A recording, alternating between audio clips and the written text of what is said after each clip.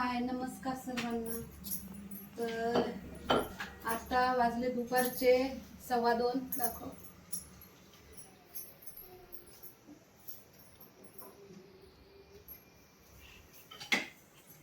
दुपारचे 2:15 वाजले। आता मी पुरी बनवतो। हे बघ हे सकाळचे भांडे तसेच आहे, तसंचे हे भाजी भात तसंच आहे, सकाळचं हे रात्रीची पोळी आणि ह्या भाजीपाला आणून ठेवला तोय तसाच आहे। याच्या मागे एक कारण आहे, तर मी कारण तुम्हाला सांगते। इथे दाखव।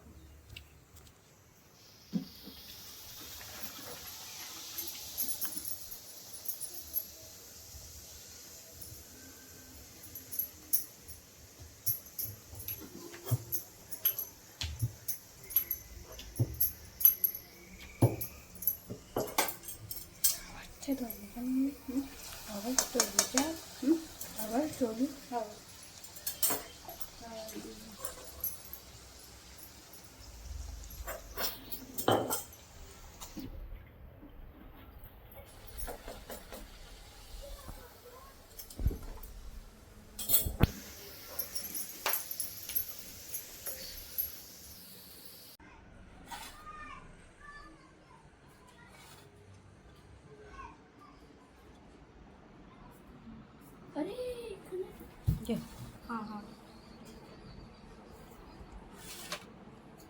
सब्जी नहीं है? नहीं सब्जी नहीं है। सब्जी मला सिर्फ रस पाहिजे।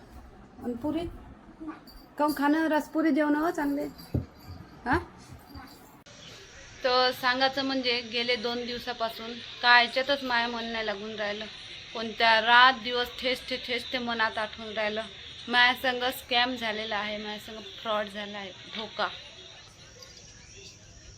आणि धोका असा झाला आहे की कोणीतरी माझ्या नावावर लोन उचललं 1 लाखाचं आणि मला माहीत बी नाही लोन उचललं आणि त्याचे हप्ते म्हणजे किस्त कटून राहिली माझ्या बँकेतून। 2-3 महिने कटली तर मला काही माहीत नाही पडलं आणि ह्या महिन्याला जेव्हा कटली तर डेबिटेडचा मेसेज आला। तर म्हटलं हे कुठं कटले म्हटलं माझे पैसे। तर मग मी पाहिलं फोनपेमध्ये जाऊन, फोनपेमध्ये दिसले मला 2 म्हणजे एक तर मॅच लोन घेतला आहे मोबाईलसाठी ह्यावाले।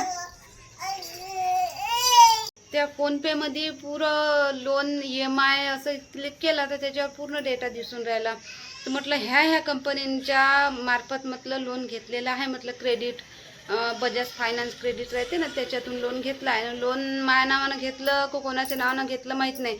असं झालं असन का त्या कोणत्या स्वतःच्या नावावर घेतलं असन, कोण घेतलं आणि माझ्या बँक अकाउंट लिंक करून टाकलं असं झालं असन। तर एकदम 5,000 रुपये माझ्या बँकेतून कटले। मग मी एवढी टेन्शनमध्ये ते 5,000 रुपये कटले। म्हटलं कायचे कटले आता, म्हटलं हर महिने कटत जाईन तर मग माझे नुकसानच आहे ना। मग तर धोकाधडी जर धोका स्कॅम आणि असं जर झालं असतं, बाहेरच्यानं जर केलं असतं तर आपण सायबरमध्ये गेलो असतो, पोलीस स्टेशनला तक्रार केली असती। पण तसं काही नाही झालं माझ्यासोबत स्कॅम झाला, धोका झाला घरीच। आता त्या घरच्या व्यक्तीचं मी नाव सांगू शकत नाही तुम्हाला, कारण सोशल मीडियावर घरच्या व्यक्तीचं नाव सांगणं काही बरोबर आहे नाही। पण मी हा व्हिडिओ कायच्यासाठी बनवून राहिली की आपल्याला ह्या कलियुगामध्ये किती सतर्क राहावं लागते आणि किती हुशारीपणानं राहावं लागते। कोणावर बी विश्वास ठेवता येत नाही, पैशाच्या मामल्यात नाही का आपल्या लेकराच्या मामल्यात नाही का स्वतःच्या मामल्यात नाही, कोणत्याच संबंधामध्ये आपल्याला कोणावरच विश्वास ठेवू शकत नाही आपण। एक आई बाबा वगळता दुसऱ्या कोणावर बी आपण विश्वास करू शकतच नाही ह्या जमान्यामध्ये। असा जमाना आलेला आहे, आता खूप भयानक जमाना आलेला आहे आणि ह्या जमान्यानं कलियुगाचा अंत होईनच असंच वाटते मला। तर मग विश्वास कोणावर ठेवा? आपल्या घरच्या व्यक्तीवर विश्वास होता, विश्वास एवढं घरच्याच व्यक्तीने एवढा फ्रॉड केला तर विश्वास आपण कोणावर ठेवू? सांगा कोणावर विश्वास ठेवा? नव्हते बनवणार व्हिडिओ, म्हटलं जाऊ दे कमावून घेईन म्हटलं मी तेवढे रुपये गेले तेवढे। पण कनी एक असं वाटलं का व्हिडिओ बनवून सतर्क करावं बा, सतर्कतेसाठी व्हिडिओ बनवावं बा, म्हणून मी व्हिडिओ बनवून राहिली। तर ह्या जमाना खूप बेकार आहे. खूप हुशारीनं काम घ्यावं लागते, खूप हुशारीनं राहावं लागते. आता पण आपण हुशारी करू बाहेरच्या सोबत, पण घरच्या सोबत कशी हुशारी करू आपण? घरच्याला तर प्रत्येक गोष्ट आपण सांगतोच. घरचेच जर असे करायला लागले तर बाहेरचे मग काय करतील? आणि धोका काही करायचं असलं ना, बाहेरचे लोक पेक्षा घरचेच जास्त करते. तसं असा मानसिक स्थिती मी माय मन खराब झालं ना, तर काय करू ना काय नाही, काही करू शकत नाही. काय करू? आणि शेवटी तुम्हाला सांगतो, एक कहावत आहे, मी त्या दिवशी ऐकली, मी हे फोनमध्ये. हे मोटिवेशन कहाणी आहे, नाही कहावत आहे, एक म्हण आहे, हिंदीमध्ये आहे. तर मी ते तुम्हाला हिंदीमध्ये सांगतो. कुछ कुत्ते नाही, कशी आहे गड्या, थांबा सांगतो मी, आठवू द्या मला. असं आहे, कुछ कुत्ते अपने होते हैं, कुछ कुत्ते अपने होते हैं, कुछ और कुछ अपने ही कुत्ते होते हैं, अशी कहावत आहे ते. तर कहावत आज खरी झाली. आता कोण केलं महासंग धोका, कोण नाही ते मी तुम्हाला सांगत नाही इथं. वेळ आल्यावर मी तुम्हाला नक्की सांगन त्या धोकेबाजचं नाव, पण आता नाही सांगू शकत मी, आता काहीच नाही सांगू शकत. आता फक्त मी एवढं सांगतो तुम्हाला का बा, ह्या जमाना मोठा बेकार आहे. ह्या जमान्यामध्ये हुशार राहा, जेवढे हुशार राहान तेवढेच ठिकाण. आपण गाफल बनून राहू ना, तर लोक आपल्याला लुटून चालले जातील, आपल्याला माहीत बी नाही पडणार. तर म्हणून या जमान्यात खूप हुशार राहावं लागते, खूप हुशार राहावं लागते. आणि आपले हे डोळे झोपतो तेव्हाच बंद करावं लागते, आणि मग तर खुले ठेवा, इकडे तिकडे नजर ठेवा, सतर्क राहा. आपले पैसे, आपले लेकरं, आपण स्वतःले खूप जपून ठेवावं लागते ह्या जमान्यामध्ये. चला मग, असा आहे बापा, असा झाला महासंग धोका. आता ह्या धोका पचून नाही राहिला मला. मी भुलण्याचा प्रयत्न करून राहिली, पण भुलून नाही राहिली. मी झोपतो तेव्हा मला तेच आठवते. आज आंघोळ करत होती, तर आंघोळ करताना मा मनात अलग अलग विचार आले. का म्हणलं, बाहेरच्यानं जर धोका केला असता, एकच वेळा केला असता, मग मी बँक अकाउंट सगळं बदलून दिलं असतं, तर डबल त्याला मोकाच नसता भेटला. पण घरच्यानंच धोका केला, तर तो धोका जिंदगीभर घडी माझ्यासंग होईन. तर एक विचार असा आला का बा, ह्या दुनियात सोडून चाललं जाऊ म्हटलं. पण नाही, मग अजून असा विचार आला का नाही, 6 महिन्याचं लेकरू आहे, 6 वर्षाची पोरगी आहे, पोरगा तर समजून जाईन, पण पोरगी 6 महिन्याचं लेकरू द्यायला कोण पाहिन?